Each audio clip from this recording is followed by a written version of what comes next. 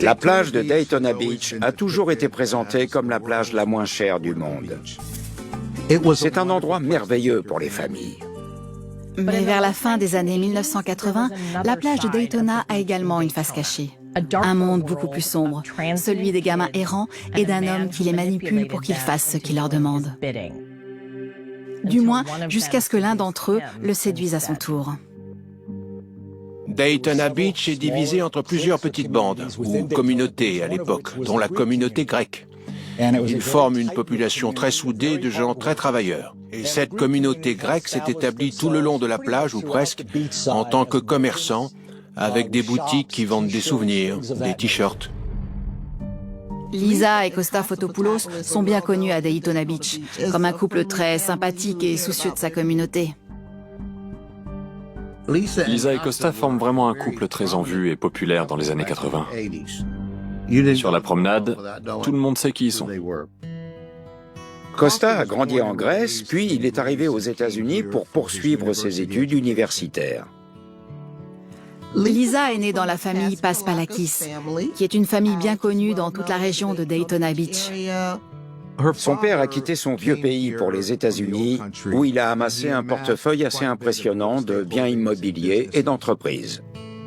Sa famille a déjà fondé plusieurs commerces prospères tout le long de la promenade. Donc, ils ont de l'argent. Lisa sort de l'université avec un diplôme de comptabilité en poche. De fait, elle se retrouve très vite au cœur des activités journalières des différents commerces que possède la famille Paspalakis. D'ailleurs, sa famille commence à lui chercher un mari. Et comme le veut la tradition, c'est au sein même de la communauté grecque qui les entoure qu'ils cherchent pour lui trouver un mari convenable. Quand Costa et Lisa se marient, ils deviennent tout de suite le trésor de Daytona. Tout le monde adore voir ce joli couple de jeunes gens grecs à la fois très bien éduqués, mais aussi tellement influents au sein de la communauté. La personnalité de Costa est agréable. Quand on le rencontre, on l'apprécie tout de suite. Il aime être sous les feux de la rampe, parce qu'il adore attirer l'attention. Il aime savoir que les gens le reconnaissent. Quand le père de Lisa meurt en novembre 1968, c'est un choc pour toute la communauté grecque. Dans les familles grecques, on est là pour les autres quand il le faut. Donc, à ce moment-là, Costa et Lisa emménagent avec son petit frère Dino et sa mère pour la soutenir dans son deuil. Et c'est comme ça que Costa et Lisa se retrouvent à la tête de la maison et des affaires. Je suis un ami proche de la famille Paspalakis. J'avais donc l'occasion de croiser Costa et Lisa assez régulièrement. Tout le monde voyait que leur bonheur n'était qu'une façade. Il n'y avait jamais de démonstration publique d'affection entre eux. Pour moi, c'était un mariage pratique, presque un mariage forcé pour respecter la tradition. Il a toutes sortes d'idées ambitieuses qui doivent lui permettre d'accéder au pouvoir et à l'argent. Et Lisa et sa famille ne sont alors qu'un moyen d'y parvenir. Rien qu'un moyen. Il n'a pas peur de regarder quelqu'un et de penser « je devrais avoir ce qu'il a ». J'avais un bar dans le sud de la ville. Et Costa vient me voir un jour et me dit qu'il a un ami qui possède un local sur la promenade le long de la plage de Daytona et que cet espace est alloué. Il m'explique qu'il envisage de s'y installer pour en faire un bar et une salle de billard. Il me demande d'investir et d'être copropriétaire de l'endroit. C'est comme ça qu'est né Top Shots. C'est le seul vrai bar de la promenade à l'époque. Et le succès est évidemment immédiat. À l'époque, à la nuit, la promenade se transforme. La plupart du temps, les familles disparaissent. Et tous les vagabonds et les gamins en cavale se rassemblent comme des moineaux sur la plage. Top Shots devient un lieu de rassemblement pour beaucoup de vagabonds. Les plus jeunes d'entre eux, ceux qui vivent leur vie sans vraiment savoir où ils vont, se sentent comme attirés par Costa, et il en profite pour les influencer. Pour ces gosses, Costa est un grand homme d'affaires qui vit dans une grande maison et qui conduit une voiture de luxe. Je veux dire, sérieusement, imaginez un peu, ils n'ont rien et il a tout. Il est au-dessus de tout.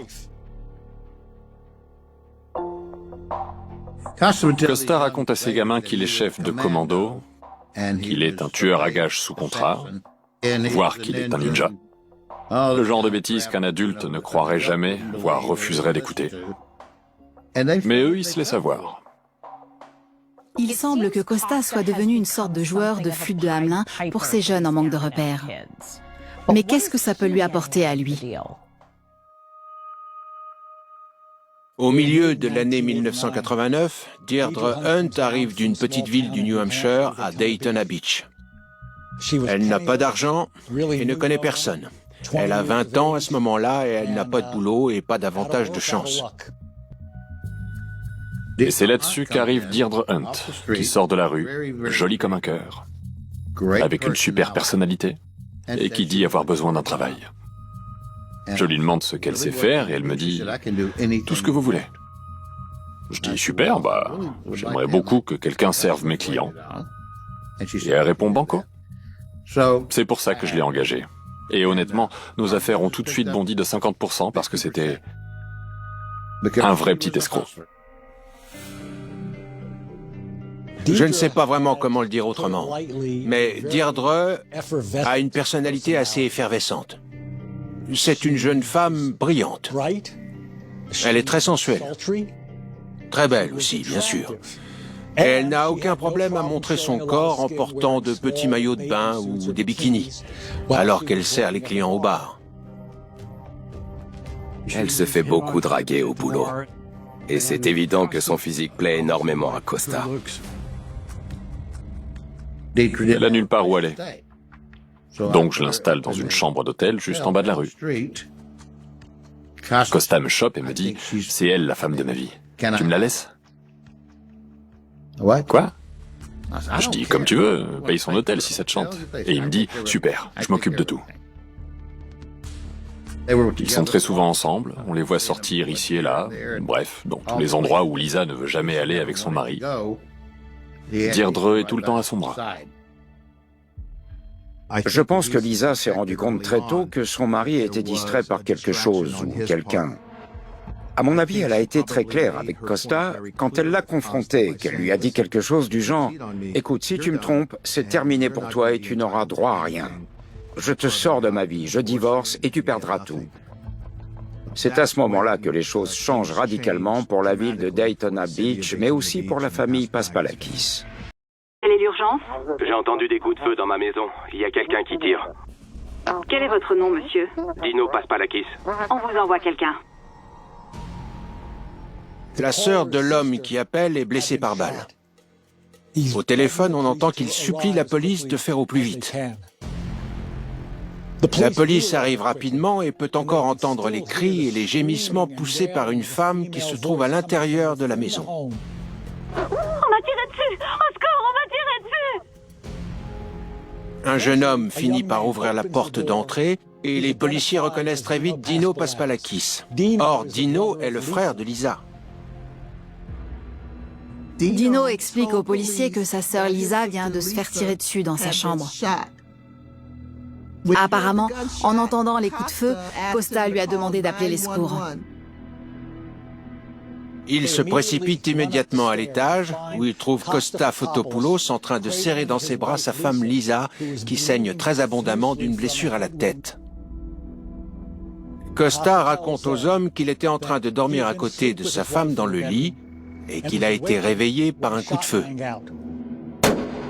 Il a tout de suite vu l'intrus à côté de sa femme, debout au-dessus d'elle. Il a saisi son arme cachée sous le lit et a tiré sur l'homme 5 ou 6 fois. Puis il s'est levé, il s'est approché et lui a tiré une dernière balle dans la tête.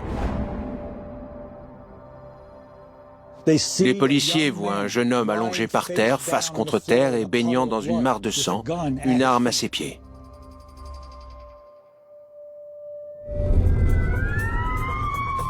Lisa part en urgence à l'hôpital, la balle toujours dans son cerveau.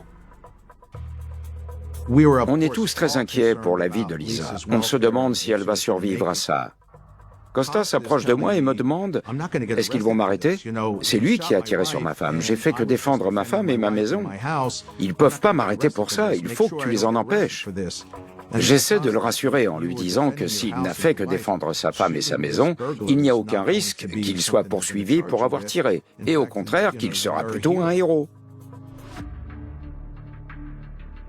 Les enquêteurs supposent qu'il s'agit d'un cambriolage à main armée qui a mal tourné. Et Costa est présenté comme le héros de l'histoire. Il est l'homme courageux qui a sauvé sa femme d'une mort certaine sous les balles d'un psychopathe meurtrier. On est tellement heureux quand on apprend que Lisa va s'en sortir. Après tout, très peu de gens survivent après avoir pris une balle dans la tête. Mais son heure à elle n'est pas encore venue. Le jeune tireur identifié par la police se nomme Brian Chase. Âgé de 18 ans, c'est l'un des vagabonds vivotant dans les environs de la promenade de Daytona Beach. Brian Chase traînait assez souvent du côté de Top Shots. Parce qu'on le payait pour sortir les poubelles, balayer, ce genre de choses. C'est pas qu'il travaillait pour nous, mais on l'aidait un peu. Donc, on découvre que Brian Chase est l'un des disciples de Costa. On peut en effet imaginer que les gamins qui l'aident au bar ont identifié Costa comme une cible fortunée. Lisa Paspalakis est donc victime d'une tentative d'assassinat menée par un jeune homme ayant un lien avec le bar de Costa, son mari. C'est à partir de cette information spécifique que la police commence son enquête. Au rez-de-chaussée, tout l'arrière de la maison est fermé par une véranda et des portes coulissantes. Les policiers constatent que des carreaux ont été brisés, qu'il y a des éclats de verre un peu partout sur le sol, et ils en concluent immédiatement que c'est par là que le jeune homme est entré dans la maison. C'est quand même bizarre. Parce que les carreaux sont très petits et ça me semble peu probable que quelqu'un ait vraiment pu se glisser par cette ouverture.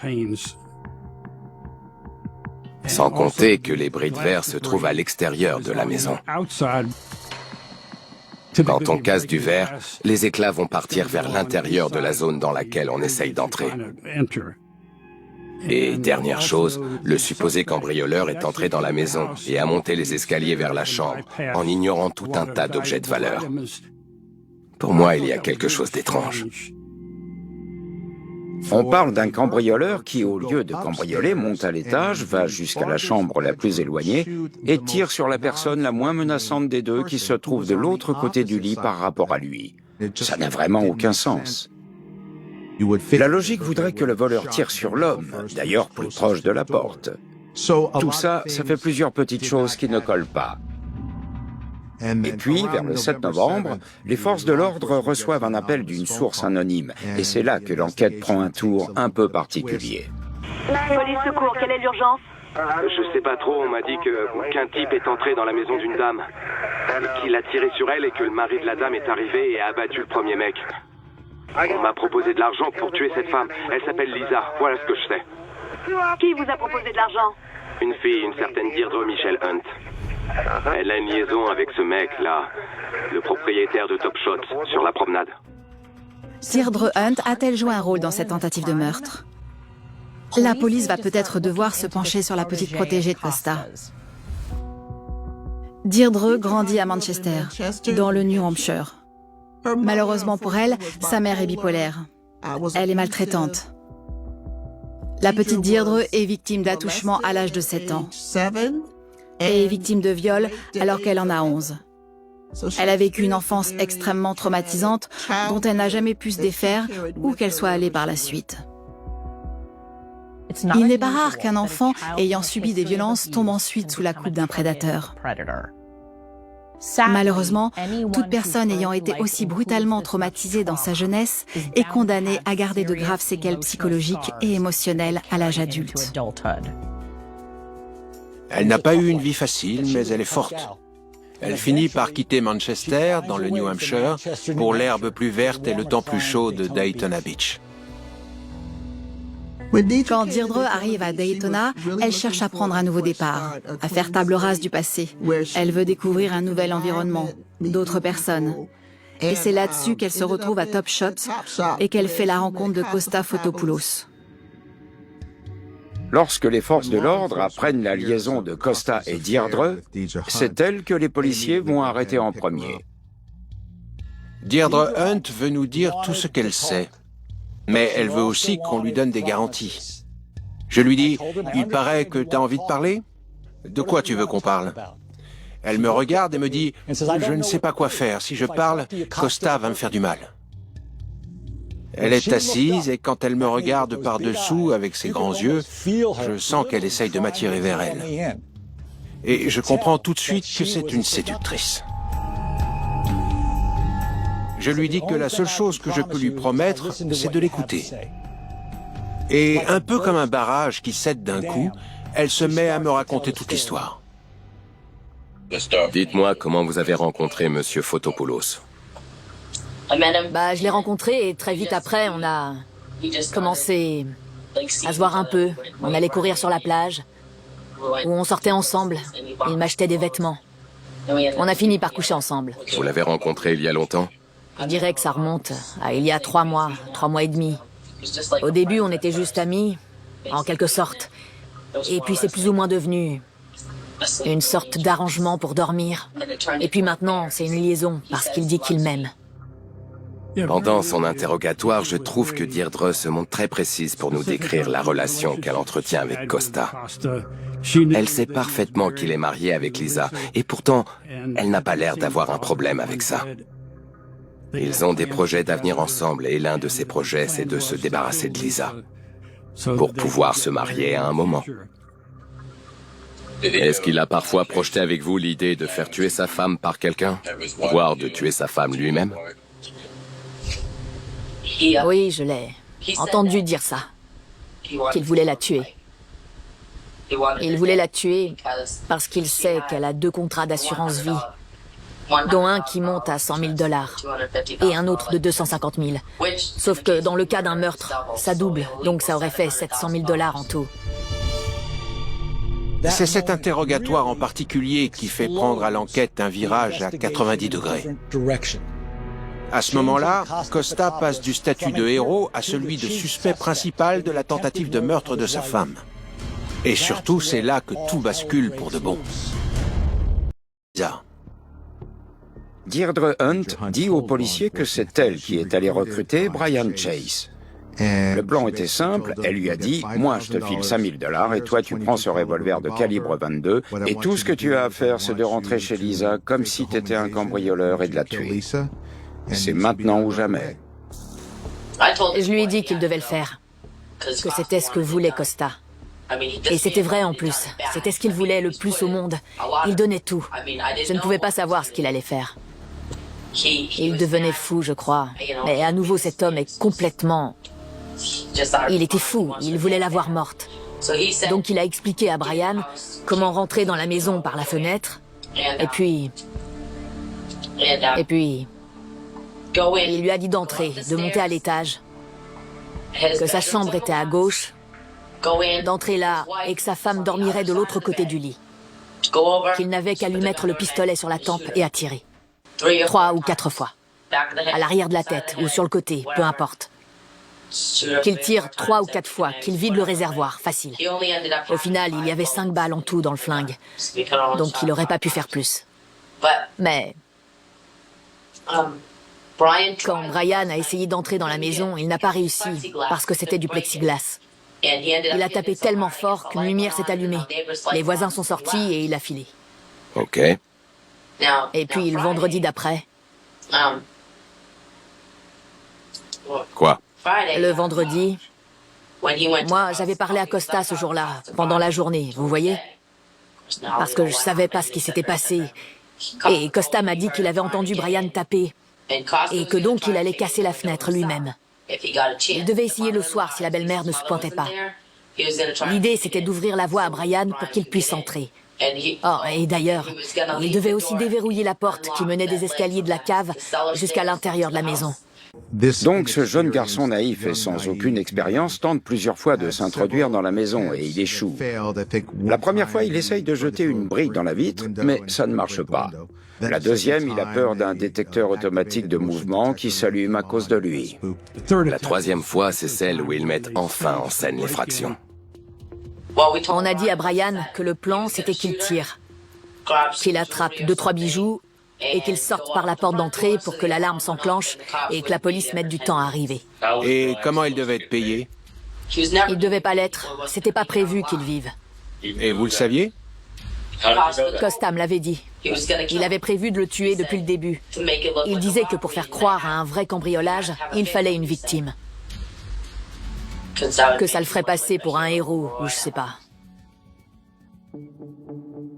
Quand Brian tire sur Lisa, Costa sort son arme à son tour et il le tue net.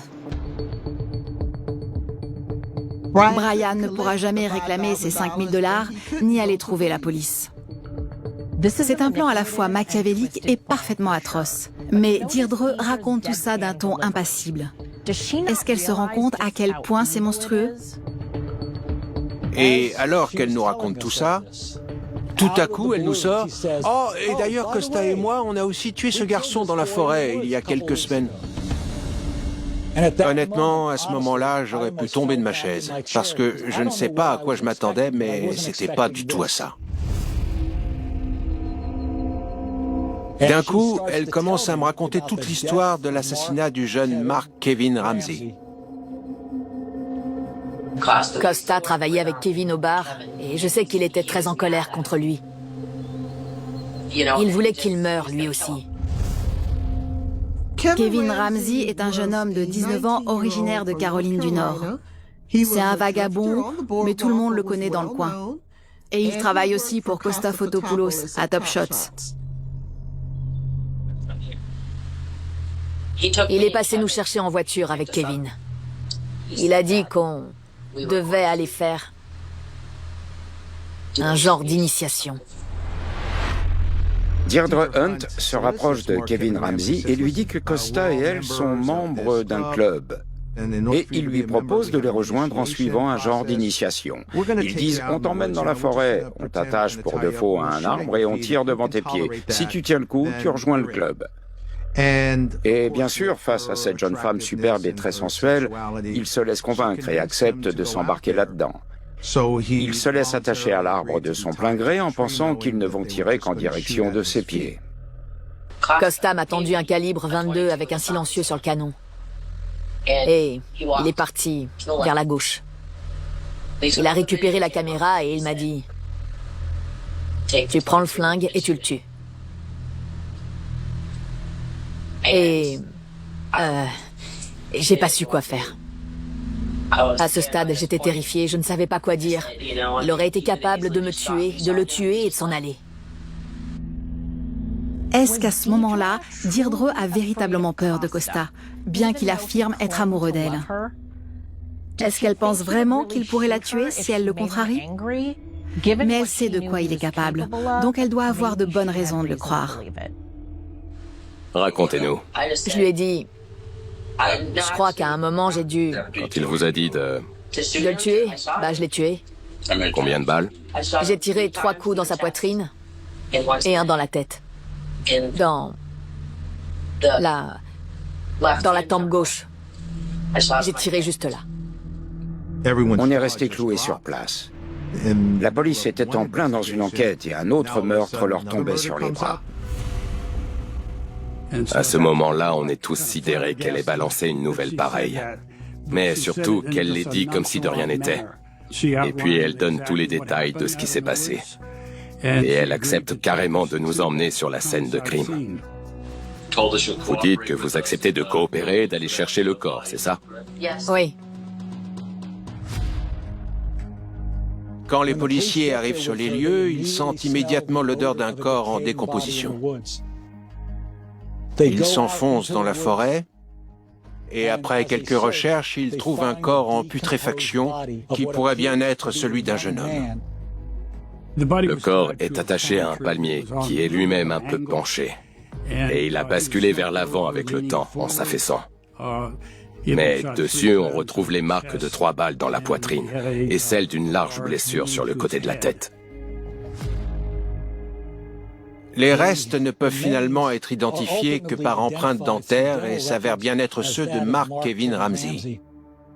Donc je vais trouver Deirdre pour lui annoncer qu'elle est officiellement arrêtée pour meurtre. Je me souviens d'elle assise sur sa chaise. Moi, je suis debout et elle me regarde par en dessous avec ce regard de biche qu'elle était capable d'utiliser parfois. Elle a presque l'air de demander « Mais pourquoi vous m'arrêtez, moi ?» Est-ce qu'elle ne réalise pas qu'elle a tué quelqu'un et qu'elle allait être tenue pour responsable? Étant donné tout ce que Deirdre Hunt a vécu dans son enfance, c'est tout à fait possible qu'elle ait eu du mal avec les notions de bien et de mal à l'âge adulte. On parle clairement d'une jeune femme très abîmée par la vie. En fin de compte, Costa Fotopoulos est amené au poste de police de Daytona Beach, où il accepte de parler aux enquêteurs. Vous aimez votre femme? Bien sûr. Est-ce qu'il vous est arrivé de faire des bêtises? Non. Non? Jamais de la vie, non. Vous êtes un mec ordinaire, c'est ça? Je travaille dur. C'est ça. Je travaille très dur. Parfois, je travaille jusqu'à 16 ou 17 heures par jour. Costa nie tout en bloc du début à la fin. Il nie connaître les gens dont on parle, il nie sa relation avec Deirdre, et évidemment, il nie avoir été impliqué dans toute tentative ou complot contre la vie de sa femme. J'ai pas eu de liaison avec Deirdre Hunt. Et Lisa n'a jamais voulu divorcer. Son arrogance générale et sa façon d'être, la manière qu'il a de répondre aux questions des enquêteurs, il pense être plus intelligent qu'eux. Pendant l'un des interrogatoires, l'un des enquêteurs sort une photo de Mark Ramsey quand il était en vie. Et il demande à Costa Fotopoulos s'il reconnaît l'homme sur la photo. Vous le connaissez? C'est Kevin Ramsey. Il a bossé pour moi. Pendant 1 mois environ. Kevin piquait de l'argent régulièrement dans les poches des gens et dans la caisse. Vous savez où il est? Aucune idée. La dernière fois que j'en ai entendu parler, c'est quand sa copine m'a dit qu'il devait passer récupérer ces trucs.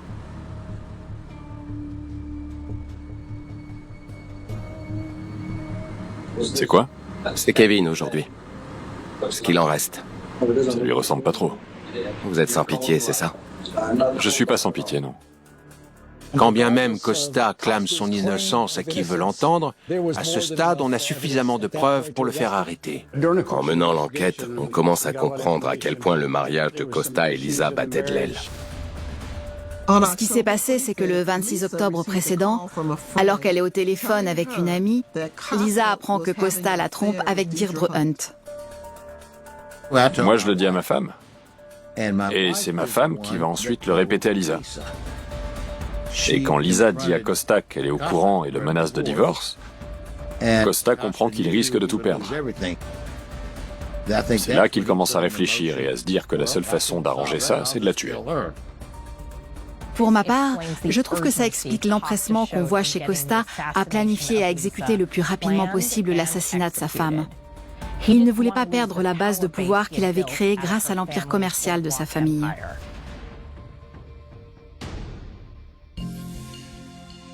Lisa elle-même nous apprend un certain nombre de choses, pour le moins étranges. Peu avant cette histoire, elle s'était rendue compte d'un comportement suspect de la part de Costa, qui filait discrètement dans le jardin autour de la fosse à charbon pour le barbecue, construite sur le côté de la maison familiale. Et elle l'avait vu graviter autour de cette fosse au milieu de la nuit. À ce moment-là, on comprend qu'on va bien être obligé de lancer la perquisition de la maison du couple Paspalakis. Quand on commence à fouiller les lieux, mon inspecteur en chef remarque très vite un gros sac noir qui émerge du tas de charbon dans la fosse. Dedans, on trouve 2 armes. La première était un AK-47 que Deirdre Hunt nous avait dit avoir vu dans les mains de Costa Fotopoulos. Et la deuxième était un petit revolver de calibre 22 avec un silencieux au bout du canon. Jusque-là, c'est à 100% cohérent avec l'histoire que nous raconte Deirdre Hunt sur la soirée dans la forêt. Mais elle avait dit quelque chose d'autre, qu'on n'aurait pas deviné. En l'occurrence, c'était que Costa Fotopoulos avait filmé toute la scène du meurtre avec une caméra. Où est la cassette? Est-ce qu'elle existe vraiment? Est-ce qu'on peut la trouver? Pourquoi Costa a-t-il filmé une scène pareille? Et s'il l'a vraiment fait, pourquoi prend-il le risque de la garder quelque part? Quand on passe à la fouille du garage, l'un des enquêteurs remarque un deuxième sac dans un coin. Et à l'intérieur, on trouve une cassette 8 mm. Avec la cassette, on retourne directement au bureau du procureur et tout le monde veut voir la vidéo. C'est Joe qui l'insère dans le projecteur. Il y a un silence de mort et la bande commence à tourner.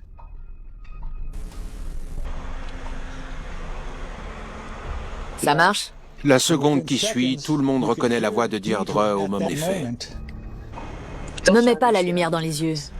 Pas dans les yeux, vers le bas ou vers le haut. On comprend qu'il y a une deuxième personne derrière la caméra. On ne voit pas son visage, mais on l'entend. Approche que je te vois. Plus près. Là, ça va?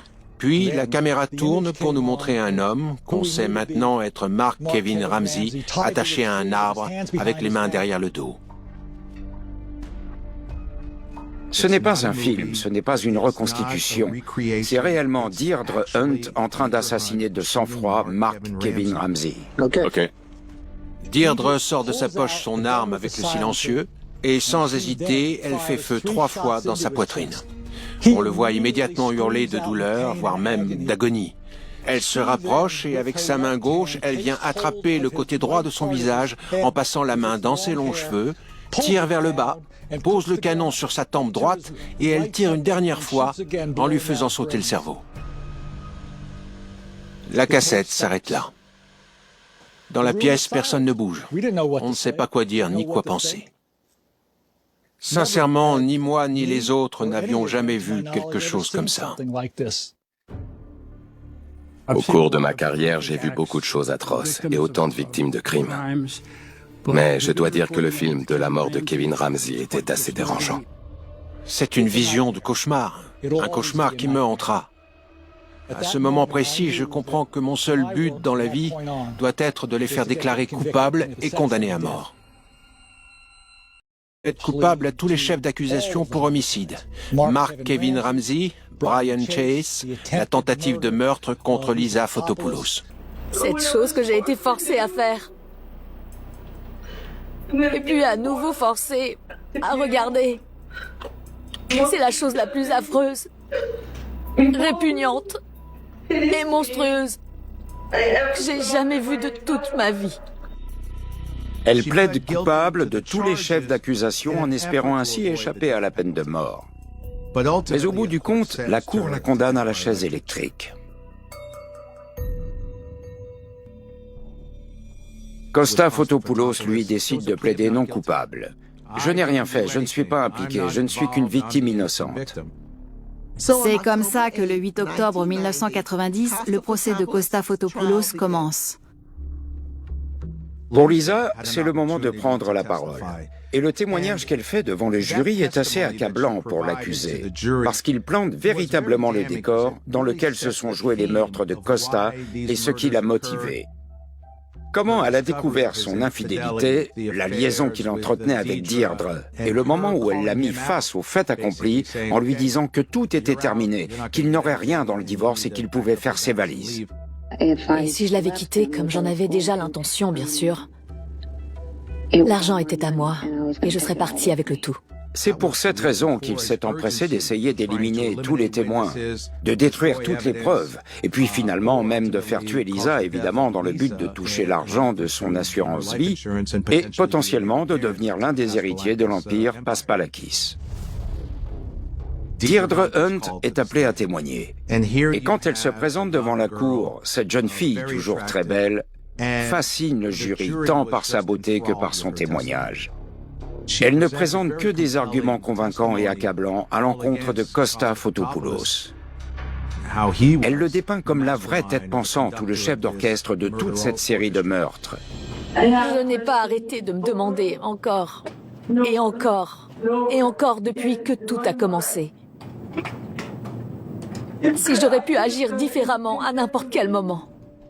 Dans sa façon de décrire sa relation avec Costa, elle le montre comme quelqu'un d'extrêmement dominant, comme un homme terriblement manipulateur. Beaucoup de gens ont pensé que Deirdre était un pantin dans les mains de Costa. Il se montrait violent et cruel avec elle, à la fois mentalement et physiquement. Il lui faisait vivre des choses atroces en permanence. Et que c'est pour ça qu'elle avait fait ce qu'elle avait fait, parce qu'elle avait peur pour sa vie.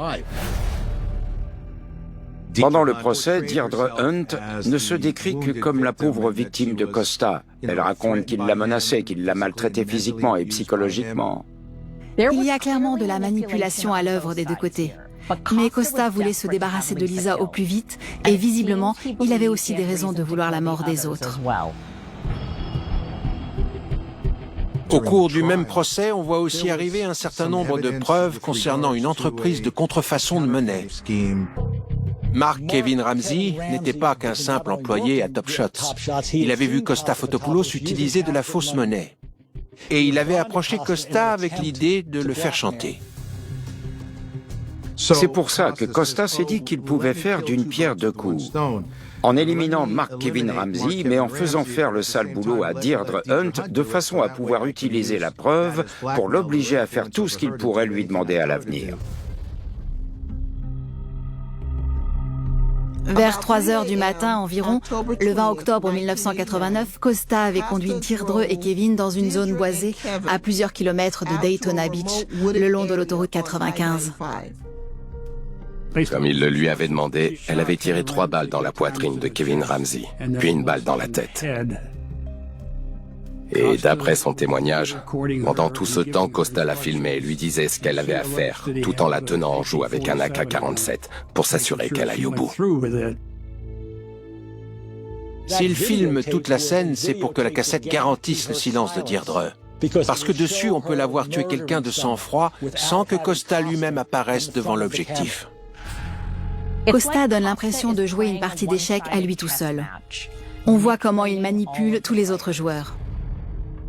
Deirdre prétend qu'elle a été obligée d'aller jusqu'au bout au moment du meurtre de Mark Kevin Ramsey et qu'elle n'a pas d'autre choix que de participer au recrutement de tueurs pour éliminer Lisa. On sait que c'est elle qui a engagé Brian Chase au moment du faux cambriolage pour faire tuer Lisa. Mais c'est Costa Fotopoulos qui a aidé Brian jusqu'au bout. C'est lui qui lui a expliqué comment trouver la chambre à l'étage, comment ouvrir la porte, faire le tour du lit, se poster près de Lisa, viser et appuyer sur la détente pour lui vider le chargeur dans la tête. Mais le pistolet s'est bloqué.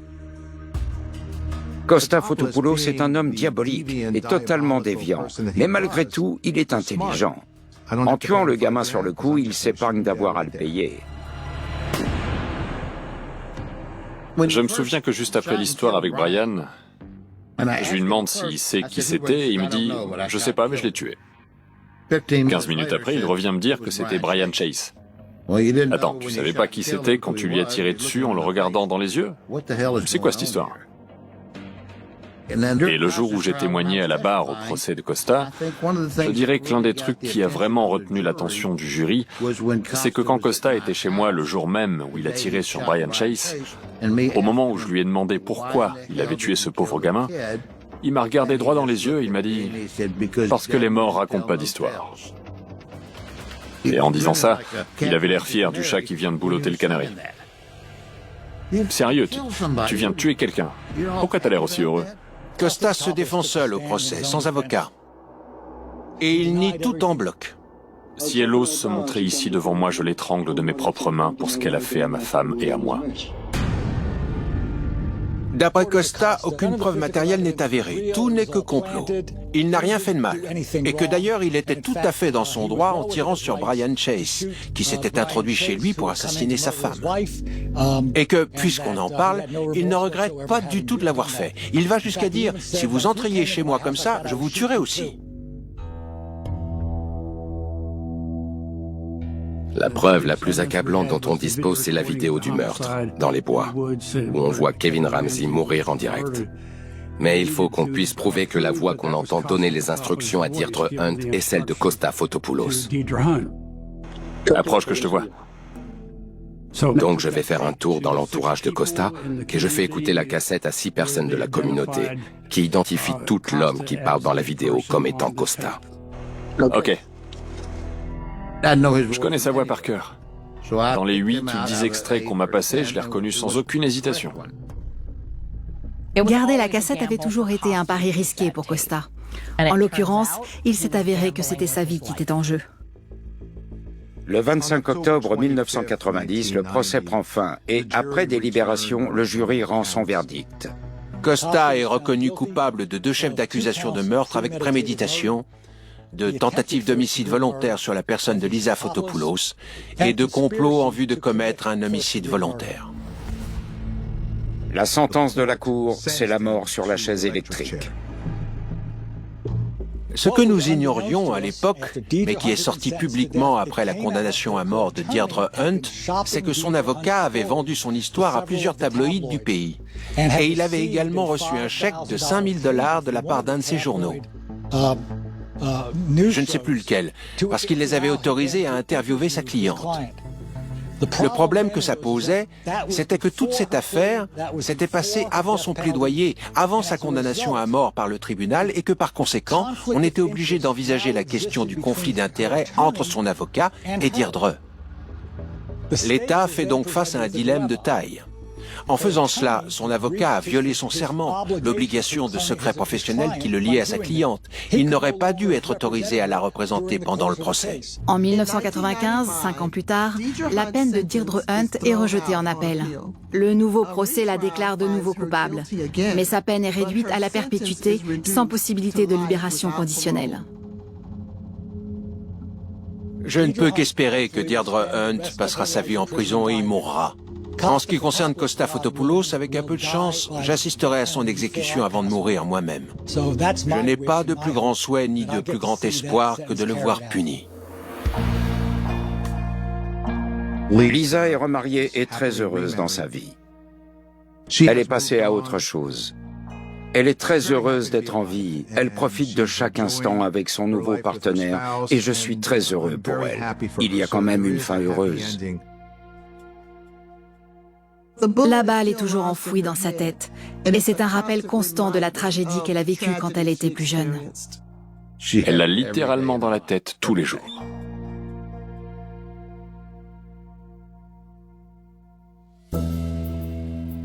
Deirdre semble blanche comme neige. Mais croyez-moi, je peux vous garantir que c'est elle qui dirige le bloc dans sa prison. Elle sait comment mener tout son petit monde par le bout du nez. C'est pour ça que j'ai toujours dit que Costa la dominait pas vraiment. Ils se dominaient l'un l'autre. Pour moi, Deirdre est une opportuniste. Elle a vu qu'il y avait moyen de se faire de l'argent en côtoyant Costa. Et Costa était lui-même un grand manipulateur, et il avait compris comment il pouvait la manipuler, elle. Je pense qu'il a toujours calculé ses actions avec énormément de précision. Deirdre Hunt et Costa Fotopoulos se manipulaient l'un l'autre pour obtenir ce qu'ils voulaient. Ils voulaient l'argent et le pouvoir. Ces gens-là sont impitoyables.